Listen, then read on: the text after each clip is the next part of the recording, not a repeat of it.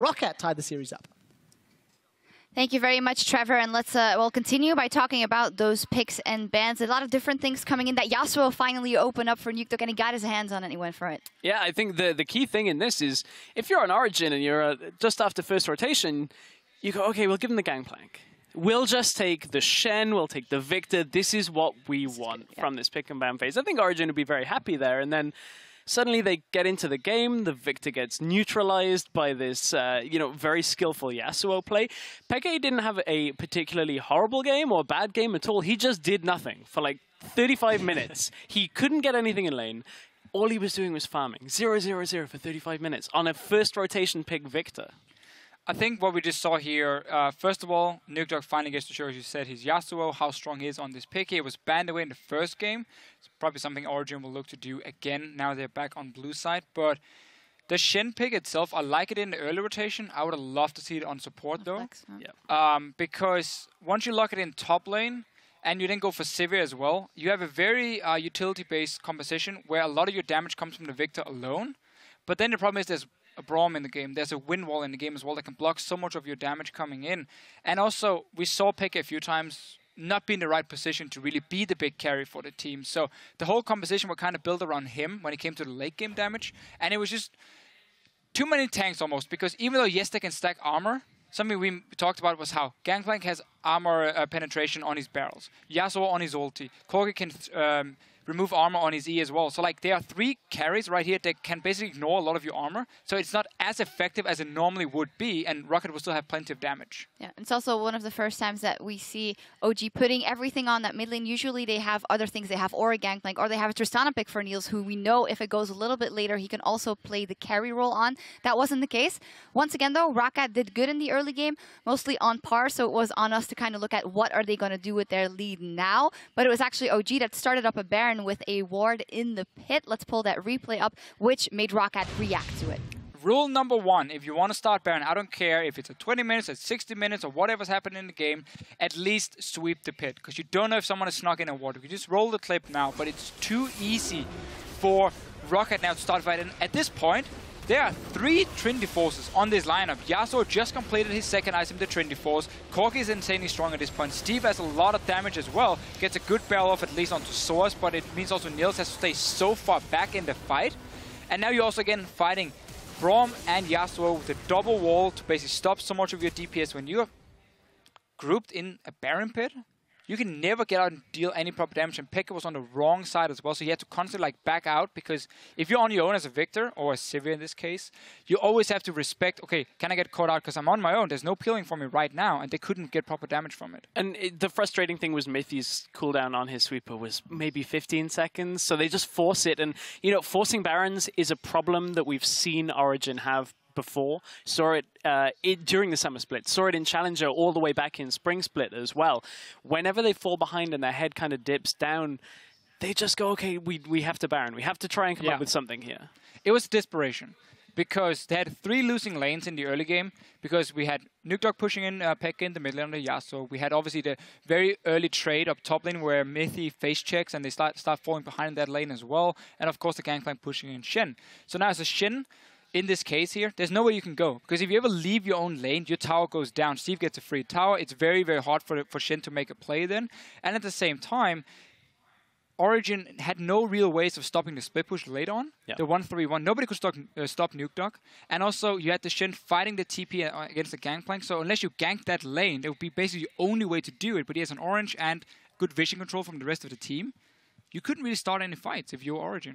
You couldn't start them, but they tried to start a Baron again. And we wanted to take a look at another Baron replay that came out from Origen.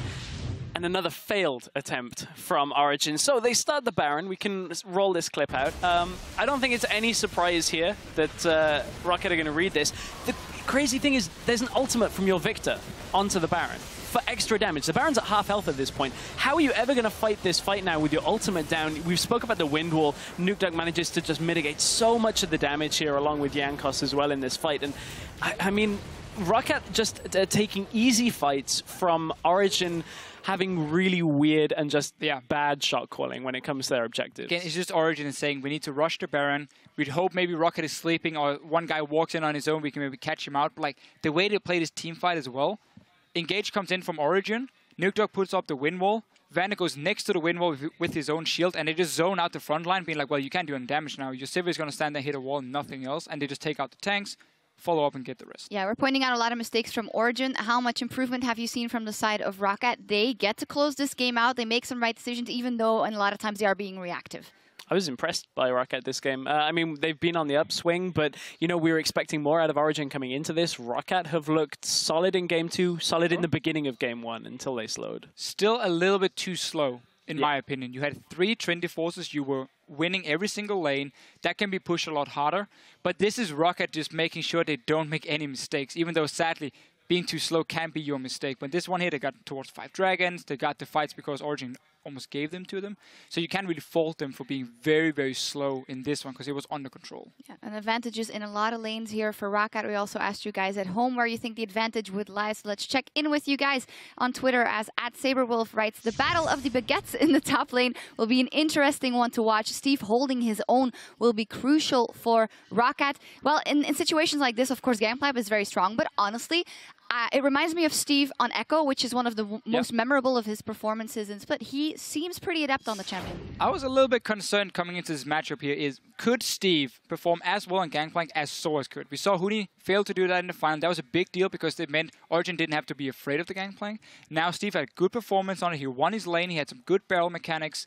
Ultis were better than yesterday, so Steve has definitely showed up, and that's very key because it means ROCCAT can first pick the Gangplank. It means also that if it's not banned, Origen has to consider first picking themselves because they don't want to give it over to Steve in first rotation on red side. Yeah, I felt like this game, Origen just disrespected the Gangplank pick from Steve. They saw it yesterday, weren't super impressed, and just went, yeah, you have it first, we'll pick what we want. It's a best out of 5, though. Right. So I like the fact you say, Steve, show what you got, and then we can always adapt later. It's 1-1 now, so it's not the end of the world for Origen. Oh, definitely not. Very interesting. You guys will, of course, keep tweeting at LOL Esports. And we've got another score to settle, by the way. This guy, is this a tie? Or a sock? You can tweet at LOL Esports with a sock win or tie win. Very interesting. It's not a tie, that's for sure. What is it? It's very interesting. You know, Santa Claus comes in and during Christmas and he puts down all the gifts in this one. And now you win. There's going to be coal in your stocking this Christmas, Martin D'Officio. I can tell you that for sure. A little side quest here, but the main quest is, of course, this series. It's locked up at 1-on-1. We need to take a break before Game 3. Don't touch that dial, though. We'll be right back. Everything you need. Keep it simple, and it's exactly as any other game. Alright? Yeah. Steve, look at me. Smile. Yeah. Smile. Alright. Stand United could get channeled. If Amazing wants to dive, they can. Soaz takes a turret shot. They've traded. The ninja kills the fat man, and the pirate kills the ninja. Oh no. I don't know. I'm behind you guys. Kill Panda. I'm shielding. I'm coming. Go Ali. Go Nash. We did see at least Peke finding 1 kill before Rawls shuts him down. Then we're going to see Soaz and Niels being dropped. ROCCAT take down Origen.